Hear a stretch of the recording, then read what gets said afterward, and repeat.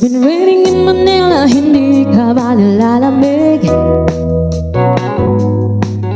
It's been raining in Manila, hindi ka ba nilalamig? But if it's raining in Manila, hindi kita maririnig. So I've been waiting in Manila kahit di ka na babalik. Maulan ba sa inyo pag bumubuhos dito?